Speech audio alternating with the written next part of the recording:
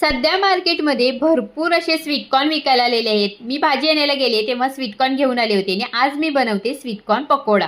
तर चॉपरमध्ये पहिल्यांदा कांदा चॉप करून बाजूला काढून घेतला, मग याच्यामध्ये स्वीटकॉर्न घालून चॉप करून घेतले। जर तुमच्याकडे चॉपर नसेल तर मिक्सरमध्ये पल्स मोडवरती दरदरीत असे हे दाणे तुम्ही बारीक करून घेऊ शकता।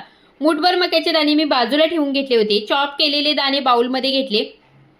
आता त्याच्यामध्ये कांदा आणि अख्खे मक्याचे दाणे घातले। सुरुवातीला 2-3 चमचे बेसन, गरम मसाला, हळद, लाल तिखट, कोथिंबीर, चवीपुरतं मीठ, थोडंसं ओवा घालून सगळं पाणी न घालता आपल्याला मिक्स करून घ्यायचं।